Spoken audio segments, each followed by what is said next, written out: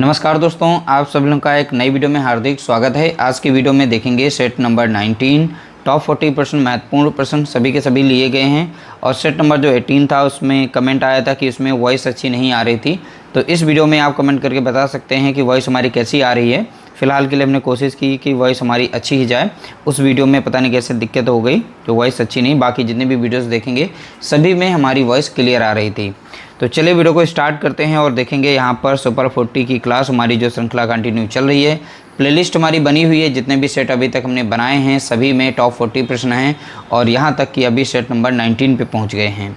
Set number 20 भी बहुत ही जल्द आने वाला है, यानी कि कल मॉर्निंग में देखने को मिलेगा। इस तरह से अगर देखा जाए तो लगभग में 800 क्वेश्चंस हमारे कल कंप्लीट हो जाएंगे। ध्यान रखिएगा 800 बहुत ही ज़्यादा ये इम्पॉर्टेंट होते हैं। और ध्यान रखिएगा एक ही सिलेबस, जो भी सिलेबस आपका है उस सिलेबस के अकॉर्डिंग सारे के सारे प्रश्न हैं। तो 800 अगर प्रश्न तैयार कर लेते हैं तो कहीं ना कहीं आप 25 प्लस आप क्वेश्चंस अटेंड कर पाएंगे। यानी हर प्रकार से प्रश्न को शामिल किया गया है, हर प्रकार से प्रश्न को कवर करने का प्रयास किया गया है। आपके सिलेबस में जो भी प्रश्न दिए गए हैं, यानी सिलेबस में जो भी टॉपिक दिए गए हैं उन टॉपिक को कवर करते हुए सारे सेट तैयार किए गए हैं। तो चलिए वीडियो को स्टार्ट करते हैं। वीडियो अगर अच्छा लगे तो लाइक करना और शेयर करना।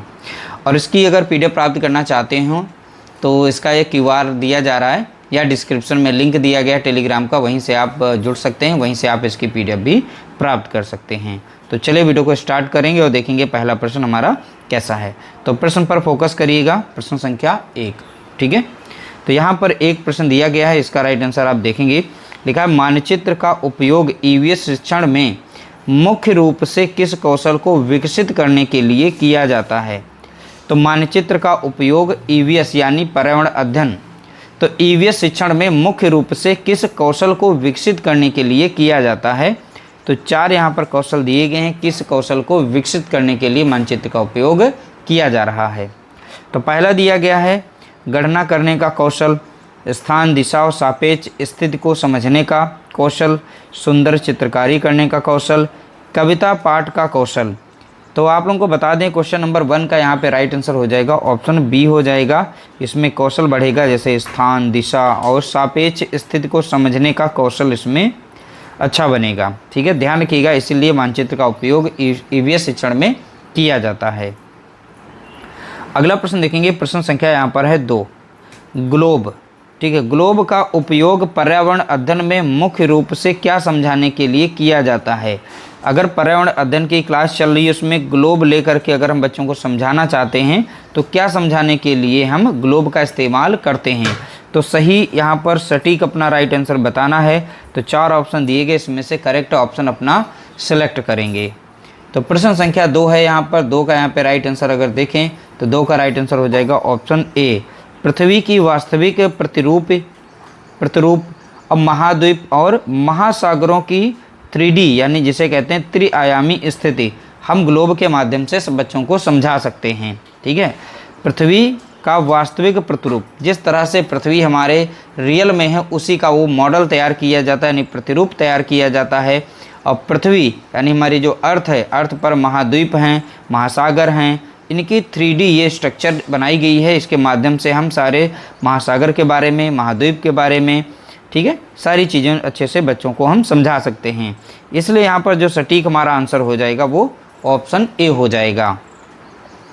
अगला प्रश्न देखेंगे, प्रश्न संख्या यहाँ पर है 3, यदि किसी स्कूल में आधुनिक TLM उपलब्ध नहीं है तो EVS शिक्षक को क्या करना चाहिए। अगर हम बच्चों को यहाँ पर पढ़ाना चाहते हैं और उसमें TLM का इस्तेमाल करते हैं, यानी कोई हम मॉडल तैयार करके लेके जाते हैं और उसको दिखा करके बच्चों को समझाते हैं, तो अच्छा वो ज्ञान प्राप्त कर पाते हैं, अच्छे से सीख पाते हैं।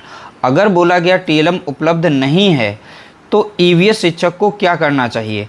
तो 4 यहाँ पर ऑप्शन दिए गए हैं, तो इसमें से सबसे सटीक जो आंसर आपको बताना है आप इन 4 में से बता सकते हैं।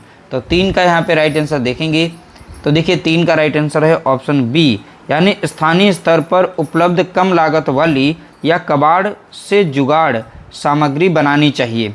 अगर आपके पास यहाँ पर स्थानीय स्तर पर जो भी आपके पास उपलब्ध है सामान या कबाड़ से जुगाड़ कर सकते हैं, उससे आप बच्चों को अच्छे से समझा सकते हैं। ठीक है, आपको सोचना है वहाँ पर TLM किस तरीके से तैयार किया जाएगा। ठीक है, तो यहाँ पर ये जुगाड़ स्थानीय स्तर से कर सकते हैं। अगला प्रश्न देखेंगे, प्रश्न संख्या यहाँ पर है 4। ईवीएस शिक्षण में सबसे बड़ी व्यावहारिक समस्या और चुनौती क्या है? तो यहाँ पे 4 ऑप्शन दिए गए, इसमें सटीक आप अपना आंसर सेलेक्ट कर सकते हैं। तो देखिए 4 का यहाँ पे राइट आंसर अपन देखेंगे तो ऑप्शन सी हो जाएगा, पारंपरिक रूढ़वादी शिक्षण पद्धतियाँ और रटने पर अत्यधिक बल देना। ठीक है, तो ये चुनौती क्या है? तो चुनौती यही है, तो यहाँ पर बोला गया पारंपरिक रूढ़वादी शिक्षण पद्धतियाँ, यानी पुराने समय से जो चली आ रही हैं पद्धतियाँ, उन्हीं पर पढ़ाना, तो ये भी हमारे लिए चुनौती होती है। रटने पर अत्यधिक बल देना, तो रटने पर अत्यधिक बल ना दिया जाए तो ये भी हमारे लिए चुनौती है। तो बच्चे को अच्छे से समझा करके, ठीक है, वास्तविक चीज़ें दिखा करके और उस ज्ञान को स्थायी बनाया जा सकता है। लेकिन चुनौती पूछा गया तो चुनौती यहाँ पर ऑप्शन सी हमारा सटीक आंसर बन रहा है। अगला प्रश्न देखेंगे, प्रश्न संख्या यहाँ पर है 5। समावेशी ईवीएस कक्षा में एक शिक्षक को दृष्टिबाधित बच्चे के लिए क्या रणनीति अपनानी चाहिए? ठीक है, तो दृष्टिबाधित बच्चे के लिए, यानी जिसे दिखाई नहीं पड़ता है, तो उसके लिए क्या रणनीति अपनानी चाहिए? तो सटीक आंसर इसमें से आप सिलेक्ट करेंगे 5 के में। क्वेश्चन नंबर 5 का जो राइट आंसर आपको बताना होगा, तो इसका राइट आंसर हो जाएगा ऑप्शन बी, स्पर्श करने वाली और श्रव्य सामग्रियों का अत्यधिक उपयोग करना चाहिए। स्पर्श यानी वो छू करके, क्योंकि वो देख नहीं सकते इसलिए छू कर, देखिए स्पर्श करने वाली चीज़ें होनी चाहिए, आर्टिकल्स होने चाहिए, जो भी चीज़ें हों, जैसे उन्हें लेटर्स पढ़ाना तो छू करके बताना चाहिए कि ये हमारा ए है, बी है, सी है। उन्हें ब्रेल लिपि का इस्तेमाल किया जाता है। ठीक है, ध्यान रखिएगा, जो अंधे बच्चे होते हैं उनके लिए ब्रेल लिपि का इस्तेमाल किया जाता है, उसमें उभरे हुए ही होते हैं अक्षर। ठीक है, तो इसलिए स्पर्श करने वाले श्रव्य, तो बच्चे अंधे हैं तो वो देख नहीं सकते लेकिन सुन सकते हैं, तो इसलिए ध्यान रखिएगा, यहाँ पर स्पर्श करने वाली और श्रव्य सामग्रियों का अत्यधिक उपयोग करना चाहिए ताकि दृष्टिबाधित बच्चे अच्छे से सीख सकें। अगला प्रश्न देखेंगे, प्रश्न संख्या यहाँ पर है 6। प्राथमिक कक्षाओं में बड़े छात्र शिक्षक अनुपात की समस्या को कैसे कम किया जा सकता है? ठीक है, प्राथमिक कक्षाओं में बड़े छात्र शिक्षक अनुपात की, ठीक है, समस्या को कैसे यहाँ पर कम किया जा सकता है?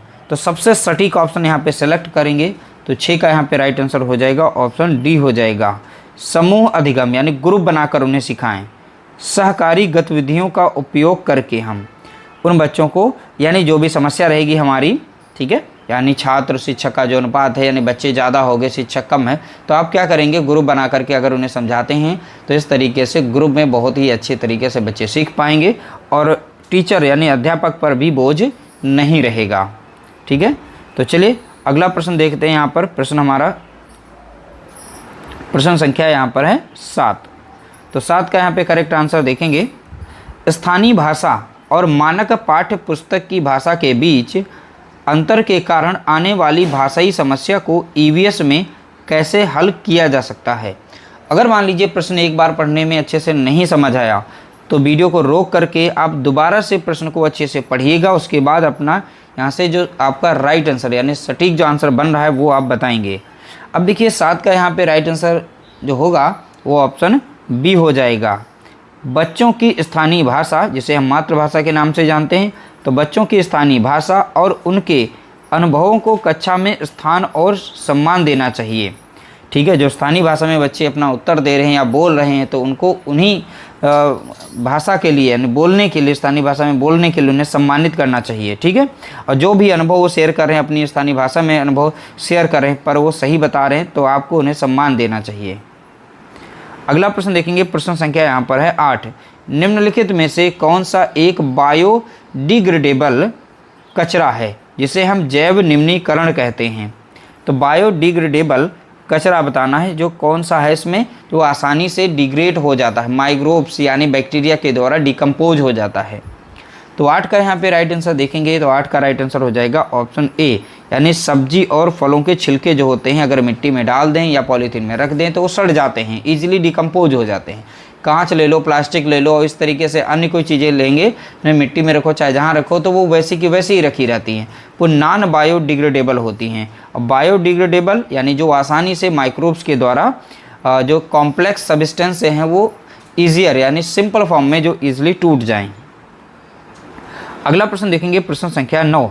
चिपको आंदोलन मुख्य रूप से किसके संरक्षण के लिए शुरू किया गया था? तो आपको बताना है चिपको आंदोलन जो है मुख्य रूप से किसके संरक्षण के लिए शुरू किया गया। अब देखिए 9 का यहाँ पे जो राइट आंसर हो जाएगा वो ऑप्शन बी हो जाएगा, ऑप्शन बी, यानी वनों के यानी वृक्षों के संरक्षण के लिए चिपको आंदोलन को शुरू किया गया था। अगला प्रश्न देखेंगे, प्रश्न संख्या 10, हमारे वायुमंडल में सबसे अधिक मात्रा में पाई जाने वाली गैस कौन सी है। तो हमारे वायुमंडल में सबसे अधिक मात्रा में पाई जाने वाली गैस कौन सी है, ये तो सभी लोगों को पता होगा, ये कई बार प्रश्न पूछा भी गया है। तो 10 का यहाँ पे राइट आंसर देखेंगे ऑप्शन सी, नाइट्रोजन गैस। ठीक है, तो नाइट्रोजन याद रखिएगा। अगला प्रश्न, यह भी प्रश्न बहुत बार पूछा जा चुका है, ओजोन परत वायुमंडल के किस भाग में पाई जाती है। तो आपको बताना है यहाँ पर ओजोन परत वायुमंडल के किस भाग में पाई जाती है। तो 11 का यहाँ पे राइट आंसर अगर देखें तो ऑप्शन बी हो जाएगा, समताप मंडल में। किसमें पाई जाती है, तो आप बताएंगे समताप मंडल में। अगला प्रश्न देखेंगे, प्रश्न संख्या है 12, काजीरंगा राष्ट्रीय उद्यान किस राज्य में स्थित है और यह किसके लिए प्रसिद्ध है। दो चीज़ें पूछी है, काजीरंगा राष्ट्रीय उद्यान किस राज्य में है और यह किसके लिए प्रसिद्ध है, तो ये बताना यहाँ पर। इस तरह से ही प्रश्न पूछे जाते हैं।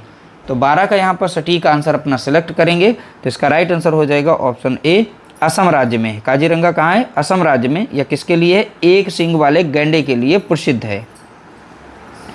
अगला प्रश्न देखेंगे, प्रश्न संख्या यहाँ पर है 13, दूषित जल के सेवन से होने वाली बीमारी का एक उदाहरण निम्नलिखित में से कौन सा है। यानी दूषित जल, कंटामिनेटेड वाटर। ठीक है, तो वाटर बॉर्न डिसीज़ इसमें बतानी है, जो गंदे पानी के पीने से या सेवन करने से। ठीक है, तो इसमें से कौन सा रोग हमें हो सकता है। तो 13 का यहाँ पे सटीक आंसर बताएंगे, तो 13 का राइट आंसर हो जाएगा ऑप्शन बी हो जाएगा, हैज़ा, जिसे हम कॉलरा के नाम से जानते हैं। ठीक है, तो हैज़ा रोग ये वाटर बॉर्न डिसीज़ है, यानी पानी, दूषित पानी पीने से ये रोग होता है, ध्यान रखिएगा। अगला प्रश्न देखेंगे, प्रश्न संख्या यहाँ पर है 14, सीएनजी का मुख्य घटक क्या है जो इस एक पर्यावरण अनुकूल और स्वच्छ ईंधन बनाता है। तो सीएनजी का मुख्य घटक बताना है, मुख्य यानी मेन उसमें तत्व जो कंपाउंड मिलाया गया है, ठीक है, वो हमें बताना है। तो सीएनजी का मुख्य घटक कौन सा है। ठीक है, अब देखिए 14 का यहाँ पे राइट आंसर जो हो जाएगा वो ऑप्शन सी हो जाएगा, मीथेन है। तो सीएनजी का तो कंप्रेस्ड नेचुरल गैस इसे कहते हैं। ठीक है, कंप्रेस्ड नेचुरल गैस, इसका फुल फॉर्म भी पूछा जा चुका है, तो याद रखिएगा सीएनजी का। देखिए अब यहाँ पर जो मीथेन दिया गया, अगर ये ना दिया जाएगा तो CH4 दिया जाएगा। क्या दिया जाएगा, CH4, ये इसका केमिकल फार्मूला है, याद रखिएगा। अगला प्रश्न देखेंगे, प्रश्न संख्या यहाँ पर 15, खाद्य श्रृंखला में शाकाहारी जीवों को किस स्तर पर रखा गया है। तो खाद्य श्रृंखला में जो शाकाहारी जीव हैं वो किस स्तर पर हैं, बॉटम पे हैं या टॉप पे हैं, कहाँ पर हैं। तो यह उनको यहाँ पर बताना है, शाकाहारी जीवों को किस स्तर पर रखा गया। स्तर यहाँ पे 4 दिए गए, इसमें सटीक आंसर आप बताएंगे। देखिए 15 का यहाँ पे राइट आंसर हो जाएगा ऑप्शन बी हो जाएगा, प्राथमिक उपभोक्ता, इन्हें हम प्राइमरी कंज्यूमर कहते हैं, इन्हें शाकाहारी जीव को। शाकाहारी जीव कौन कौन से होते हैं, जो हरी घास पत्तियों को खाते हैं जानवर, ऐसे जानवर जैसे गाय, भैंस, भेड़, ठीक है, टिड्डा, ये जो है हमारे शाकाहारी जीव हैं। अगला प्रश्न देखेंगे, प्रश्न संख्या यहाँ पर है 16, अम्लीय वर्षा का मुख्य कारण किन गैसों का वायुमंडल में उत्सर्जन है। तो अम्लीय वर्षा का मुख्य कारण बताइए।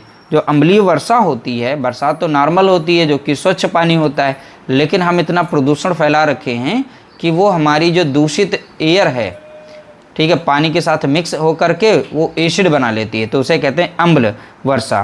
तो अम्लीय वर्षा के लिए यहाँ पर कौन कौन सी गैसें जो हैं यहाँ पर महत्वपूर्ण हैं, जो अम्लीय वर्षा कराने में अपना महत्वपूर्ण योगदान देती हैं।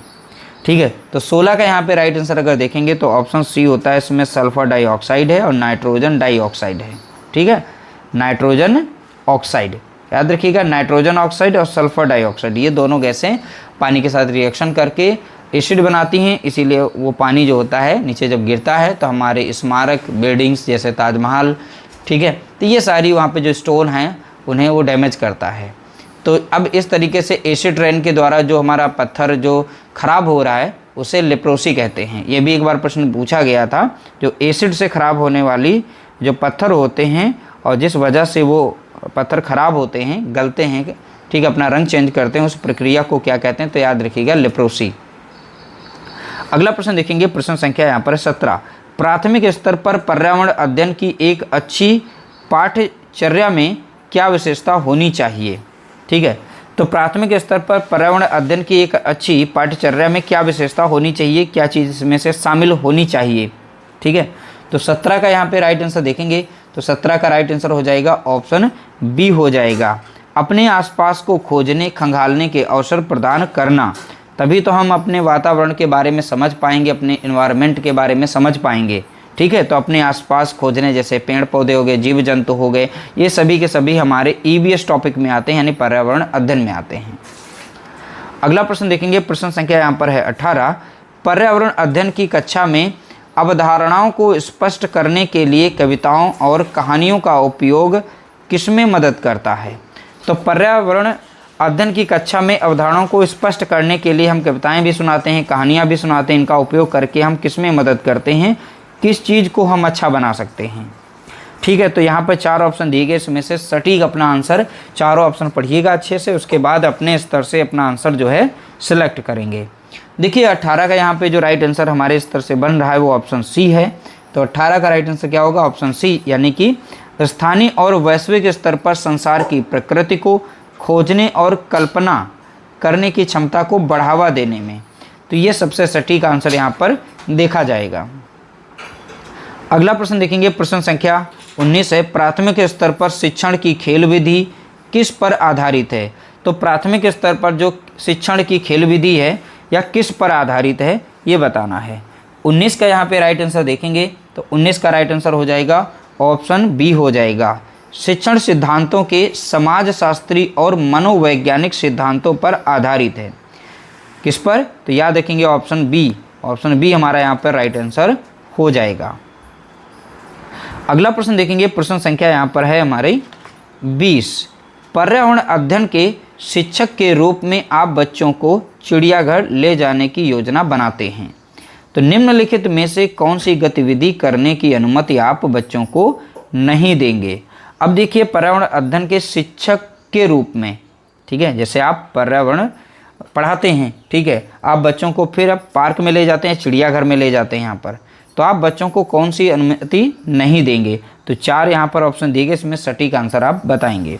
जैसे दिया गया पहला ऑप्शन है चिड़ियाघर के जानवरों के लिए बहुत सारी खाने की सामग्री ले जाना, ये तो सरासर गलत बात है। पता नहीं कोई पॉइज़न ही दे दे। पहली बात लिखा होता है कि कोई भी खाने वाली चीज़ें जानवरों को आप नहीं देंगे, तो ये तो वैसे भी गलत है। चिड़ियाघर के विभिन्न जानवरों की तस्वीरें लेना, ये तो सभी लोग ले सकते हैं। चिड़ियाघर के जानवरों के पिंजरों को छूने या उन्हें, ठीक है, परेशान करने का प्रयास करना, ठीक है। अब भाई हम जानवरों को देखने गए हैं, उन्हें परेशान करने नहीं गए हैं, और पिंजरों को छुएंगे तो वो हो सकता है हम पर हमला कर दें, तो इससे खतरा बना रहेगा। तो अगर हम पर्यावरण अध्ययन के यहाँ पर टीचर हैं तो हम अनुमति कौन सी नहीं देंगे? तो ऑप्शन सी, यानी ये थर्ड वाली हम अनुमति नहीं देंगे। ध्यान रखिएगा, जो ऑप्शन सी होगा हमारा ये सटीक आंसर यहाँ पर देखा जाएगा। ठीक है, बाकी हम यह भी नहीं मना करेंगे यहाँ पर, जैसे अपनी ड्राइंग बुक में जानवरों के लिए चित्र बनाना, बच्चे बना सकते हैं। ठीक है, चलिए अगला प्रश्न देखते हैं। देखिए ऐसे प्रश्न हैं, ये कई बार पूछे जा चुके हैं और ऐसे ही प्रश्न पूछे जाते हैं, तो इन प्रश्नों को कतई नहीं छोड़ना है और अच्छे से तैयारी करके जाना है। प्राथमिक स्तर पर मानचित्रण सिखाने से बच्चों में किस मुख्य कौशल का विकास होता है? तो प्राथमिक स्तर पर अगर मानचित्र के माध्यम से कुछ सिखा रहे हैं तो बच्चों में किस मुख्य कौशल का इसमें विकास होता है, ये बताना है। देखिए 21 का यहाँ पे राइट आंसर हो जाएगा, 21 का राइट आंसर होगा ऑप्शन सी हो जाएगा। देखा, स्थानों की सापेक्ष स्थिति बच्चे मानचित्र की सहायता से जान पाएंगे, दिशाओं का बोध होगा। तो सबसे सटीक इन चारों में से अगर देखा जाए तो ऑप्शन सी वाला हमारा ऑप्शन सही दिख रहा है। अगला प्रश्न देखेंगे, प्रश्न संख्या यहाँ पर है 22। अच्छे से पढ़िएगा, यहाँ पर बड़े बड़े लंबे लंबे यानी कि इनके ऑप्शन दिए गए हैं। देखिए प्रश्न संख्या 22, पर्यावरण अध्ययन की कक्षा में घर्षण जिसे हम इंग्लिश में फ्रिक्शन कहते हैं, घर्षण विषय पढ़ाते समय एक शिक्षिका कई उदाहरण देती है, निम्नलिखित में से कौन सा उदाहरण दैनिक जीवन में गलत है? ठीक है, अब देखिए घर्षण यानी दो वस्तुओं के बीच में लगने वाला जो बल होता है वो घर्षण कहलाता है। जैसे लुढ़कती हुई बाल, ठीक है, गेंद लुढ़कती हुई गेंद अगर जा रही है और थोड़े समय के बाद वो रुक जाती है। अब इसमें देखेंगे जो गेंद है एक ही अपनी ऑब्जेक्ट हो गई, वस्तु हो गई, दूसरी वस्तु मेज पर है कि ज़मीन पर है जिस पर वो लुढ़क रही है, तो दोनों का जो कांटेक्ट पॉइंट होता है जहाँ पर वो दोनों टच कर रही हैं, धीरे धीरे लुढ़क रही हैं, जो फ्रिक्शन या घर्षण लगता है लुढ़कती हुई वस्तु पर, वो विपरीत दिशा में बल लगाता है, जिसकी वजह से थोड़े समय के बाद वो गेंद रुक जाती है, तो ये घर्षण कहलाता है। अब यहाँ पे सटीक अपना आंसर देखेंगे। पेन की नोक और कागज़ के बीच घर्षण के कारण हम लिख पाते हैं। बिल्कुल सही बात है। अगर इनके बीच में घर्षण ना हो तो पेन का जो बाल, इसमें पॉइंट जो होता है, नोक जो होती है, उसकी वजह से हम लिख नहीं पाएंगे। अगर घर्षण नहीं होगा, ज़्यादा चिकना होगा तो पेन हमारा नहीं चलेगा। तो घर्षण की वजह से ही हम लिख पाते हैं। हमारे जूतों और ज़मीन के बीच घर्षण के कारण हम चल पाते हैं। बिल्कुल सही बात है। हमारे जूतों में नीचे तलवे जो होते हैं उनमें देखेंगे उभार बने होते हैं, वो घर्षण को बढ़ाने के लिए होते हैं। अगर वो चिकने होंगे तो हम फिसलते हैं, गिर जाते हैं, यानी घर्षण वहाँ पर कम हो गया। तो घर्षण बढ़ाने से ही हम चल पाएंगे। अब यहाँ पर लिखा वर्टिकल, यानी ऊपर नीचे इस तरीके से खड़ी चीज़ जो होती है वर्टिकल कहलाती है। वर्टिकल रूप से ऊपर फेंकी गई वस्तु घर्षण के कारण नीचे आती है।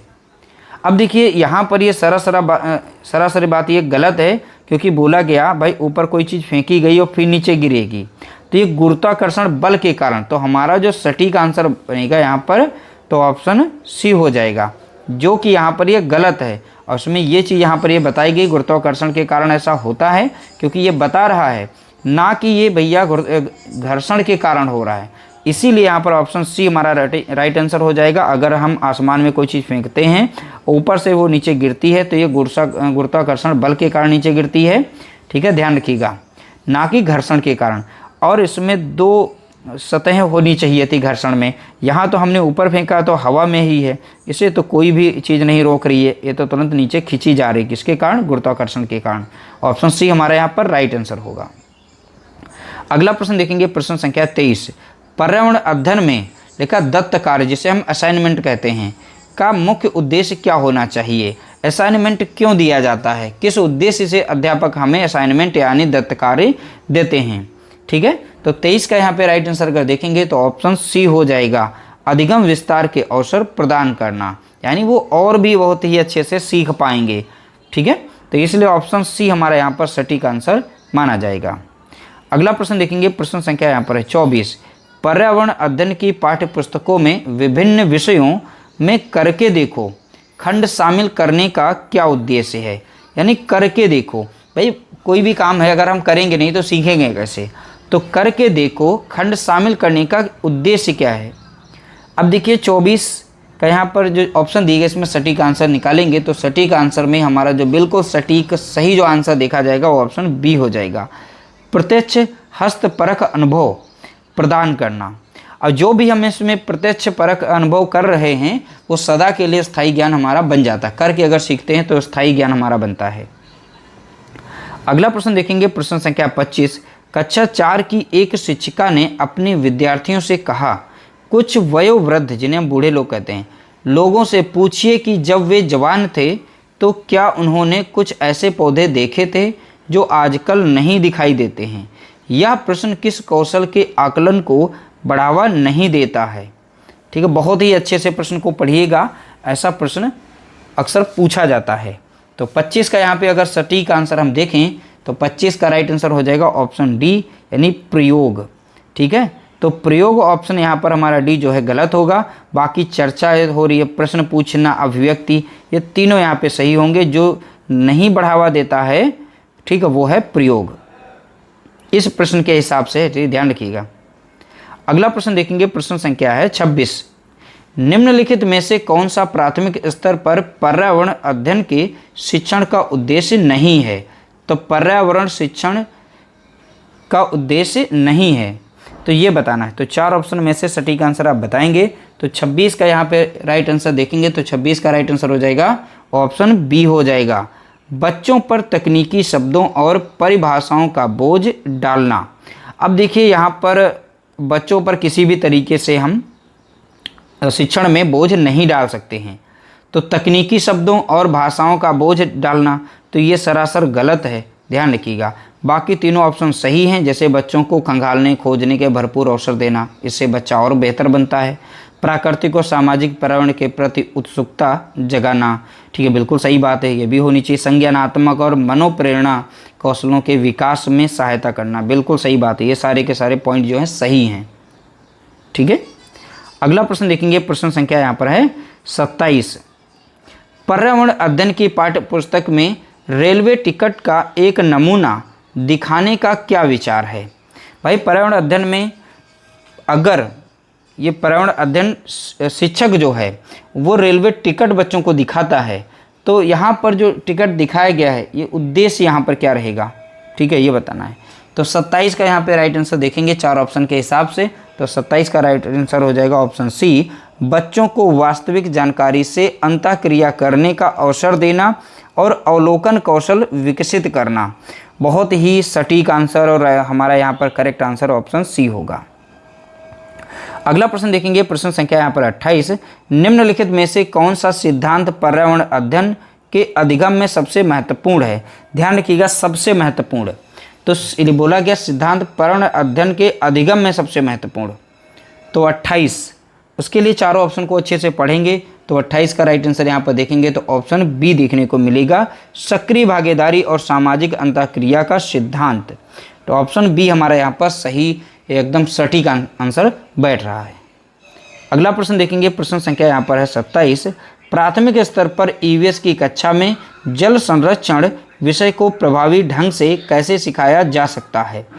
जल संरक्षण के बारे में अगर बच्चों को हम सिखाना चाहते हैं तो सबसे सटीक उपयुक्त इसमें सेंटेंस वो कौन सा है।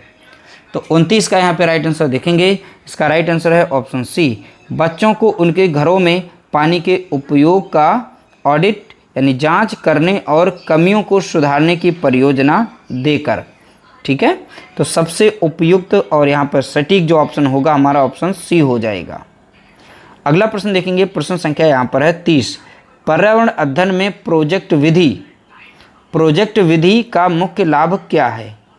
मुख्य लाभ या उद्देश्य, ठीक है, तो 30 का यहाँ पे राइट आंसर देखेंगे, इसका राइट आंसर हो जाएगा ऑप्शन सी, छात्रों को वास्तविक परिस्थितियों में स्वतंत्र रूप से कार्य करने और सीखने के अवसर मिलता है।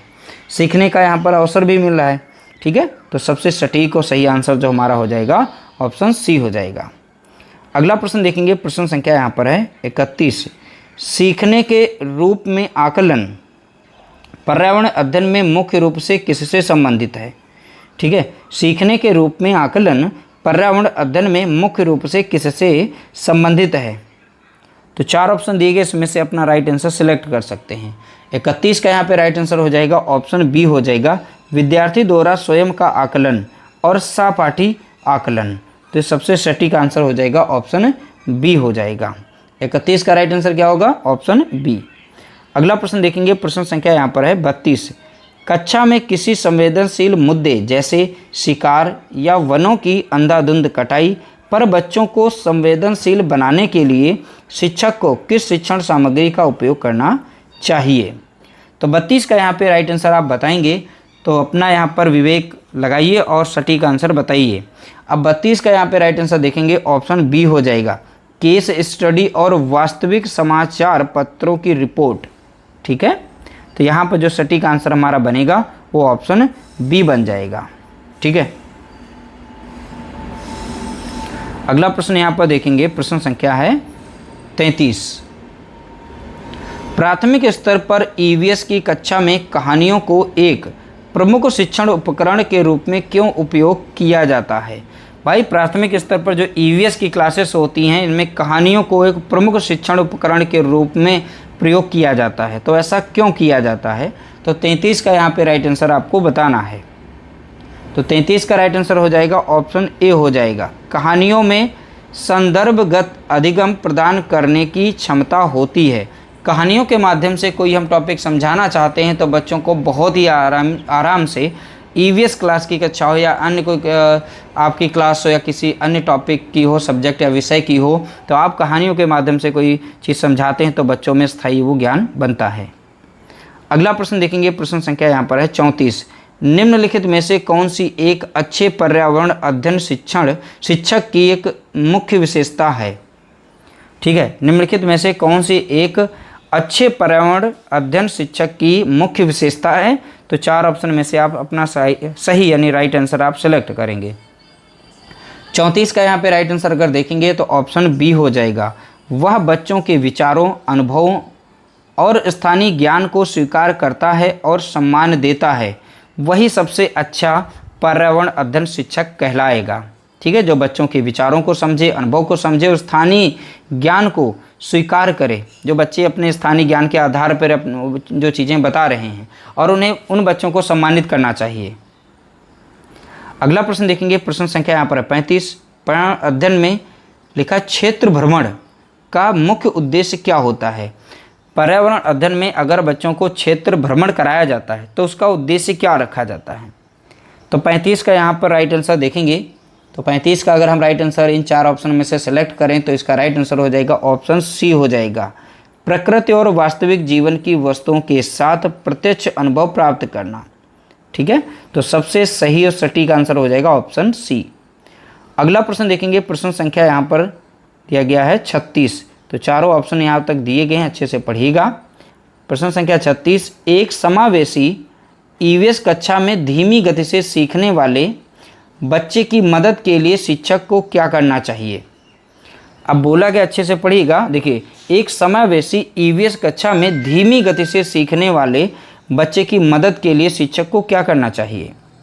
तो सबसे सटीक ऑप्शन इसमें सेलेक्ट करके आपको बताना है। तो देखिए 36 का यहाँ पे राइट आंसर हो जाएगा ऑप्शन बी हो जाएगा। उसकी विशिष्ट अधिगम कठिनाइयों को पहचान कर उपचारात्मक शिक्षण प्रदान करना चाहिए।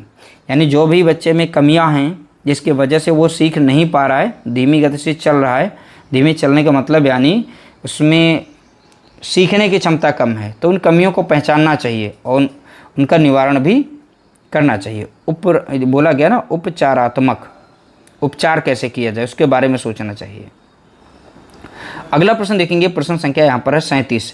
प्राथमिक स्तर पर पर्यावरण अध्ययन के अंतर्गत मानचित्रण कौशल बच्चों में किस मानसिक योग्यता को बढ़ाता है? बहुत ही महत्वपूर्ण प्रश्न। 37 का यहाँ पे राइट आंसर आप बताएंगे तो 37 का राइट आंसर हो जाएगा ऑप्शन सी हो जाएगा। स्थानों, दूरियों और दिशाओं की सापेक्ष स्थिति को समझने की योग्यता उसमें विकसित होती है। भाई मानचित्र के माध्यम से भैया यहाँ पर ऑप्शन सी हमारा सटीक आंसर आ रहा है। ठीक है, अगला प्रश्न देखेंगे, प्रश्न संख्या यहाँ पर है 38। पर्यावरण अध्ययन के पाठ्यक्रम में सामुदायिक संसाधन जैसे कि किसान, डॉक्टर या सफाई कर्मी को कक्षा में आमंत्रित करने का क्या महत्व है? ठीक है, आमंत्रित करने का क्या महत्व है? 38 का यहाँ पे राइट आंसर देखेंगे, इसका राइट आंसर हो जाएगा ऑप्शन बी। बच्चों को वास्तविक जीवन के अनुभवों और समाज के विभिन्न भूमिकाओं से परिचित कराने के लिए इन सभी को आमंत्रित करना चाहिए। ठीक है, अगला प्रश्न देखेंगे, प्रश्न संख्या यहाँ पर है 39। निम्नलिखित में से कौन सी ग्रीन हाउस गैस लिखा मानवीय गतिविधियों द्वारा वायुमंडल में सबसे अधिक उत्सर्जित होती है? यानी मानव के द्वारा सबसे अधिक उत्सर्जित की जाती है। 39 का यहाँ पे राइट आंसर देखेंगे ऑप्शन डी, कार्बन डाइऑक्साइड। तो कार्बन डाइऑक्साइड सबसे अधिक मात्रा में कौन उत्सर्जित कर रहा है? तो आप बताएंगे मानव। तो मानव जो है फैक्ट्रियाँ लगा रहा है, गाड़ियाँ चला रहा है, बहुत सारे संसाधन हैं जिनसे जो कार्बन डाइऑक्साइड गैस रिलीज होती है, जो कि हमारे ग्लोबल वार्मिंग के लिए यही मेन यहाँ पर कारण है। ठीक है, अगला प्रश्न देखेंगे, प्रश्न संख्या है यहाँ पर 40। ताजमहल के पीले होने और उसके संगमरमर के क्षरण के लिए मुख्य रूप से कौन सी गैस जिम्मेदार है? देखिए, इस पर प्रश्न बहुत बार पूछा जा चुका है, ध्यान रखिएगा। 40 का यहाँ पे सटीक आंसर देखेंगे, इसका राइट आंसर है ऑप्शन सी, सल्फर डाइऑक्साइड। और केमिकल फार्मूला पूछेगा तो SO2 कहना है, सल्फर डाइऑक्साइड। इस तरह से टॉप 40 प्रश्नों को हमने देखा। वीडियो थोड़ा सा लंबी बनी है, पर ध्यान रखिएगा ऐसे ही प्रश्न पूछे जाते हैं।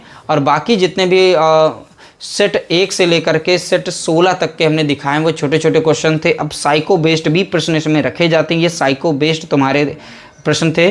तो इस तरीके से जो भी प्रश्न बन रहे हैं या वीडियोस आ रही हैं बहुत ही महत्वपूर्ण है, तो सभी प्रश्नों को देखा करें और एक एक प्रश्न का जवाब देने का प्रयास किया करें। जितने भी सही होते हैं कमेंट करके बता सकते हैं। अगर इसकी फ्री में PDF पाना चाहते हैं तो आप हमारे टेलीग्राम से जुड़ सकते हैं, वहीं से आप इसकी PDF जो है फ्री में प्राप्त कर सकते हैं। बाकी मिलते हैं एक नई वीडियो के साथ, तब तक के लिए नमस्कार, जय हिंद, जय भारत।